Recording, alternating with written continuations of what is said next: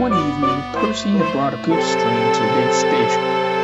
He was to stay at the shed with the big engines for the night before returning to the branch line the next morning. "It's good to see you here," said Gordon. "How are things at the branch line, old chap?"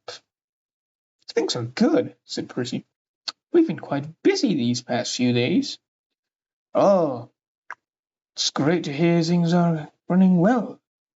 The smooth running of our railway is our responsibility, Gordon had become conceited and spent all night talking about responsibilities and the ones he had with the express. The next morning, all the engines were getting ready to leave. "It was nice having you here, Percy. Hope you come back soon," said Gordon. "Now, if you excuse me, I must go tend to my responsibilities." But as he tried to move, he realized he couldn't. "You're out of water," laughed his driver. Gordon was embarrassed. Luckily, Percy was still there, and he helped Gordon to the water tower. Percy decided it'd be best to not talk about responsibilities.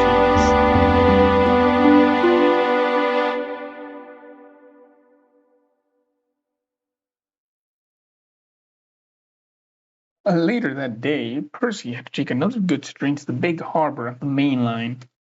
He collected his trucks and was on his way. But when he was approaching the station, he saw the station master waving at the platform. "What's wrong?" asked the driver. "These fuel tankers were supposed to go to the harbor, but they arrived late here, so they missed Henry," he explained.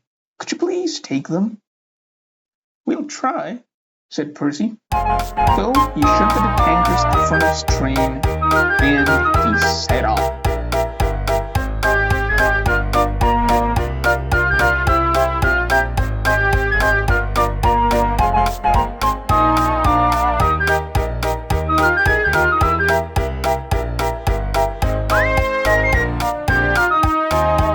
The train was heavy, but Percy kept on going.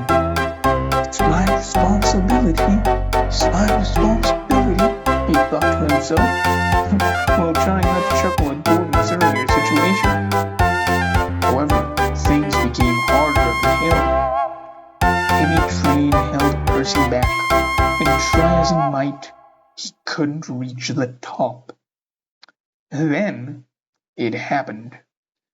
Percy's safety valve burst. Steam was leaking everywhere. His driver quickly shut off steam while the firemen went for help.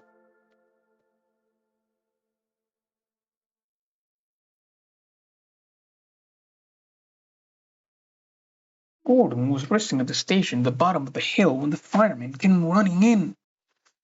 "Percy's stuck and can't reach the top," he said. "Could you please help us get to the harbor?" Gordon let out a small chuckle. "Well, he did help me this morning," he said, and he set off for the hill.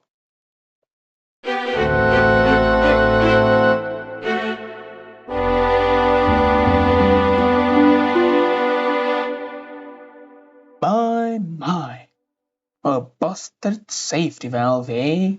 said Gordon as he reached the hill. But poor Percy was still too out of breath to reply. "Oh, I've been there before, not to worry. We'll soon reach the harbor," he said, and was coupled in front of Percy. Soon they set off to the harbor again.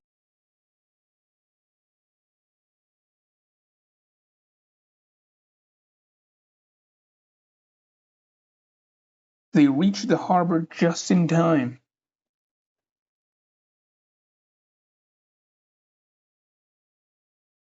Workman uncoupled Percy, and Gordon pulled him to a siding. Then he backed down next to him. By now, Percy had gotten his breath back. "Thanks for helping me out, Gordon. Sorry I made you miss your rest," he said. "Oh, not a problem, my dear Percy. You helped me. It was only right that I help you. Percy just smiled. You know, he said, I think today made me realize that running the railway isn't our only responsibility. Yes, yes, said Gordon. Helping each other is also one of those. The two friends smiled as they got ready for their journey home.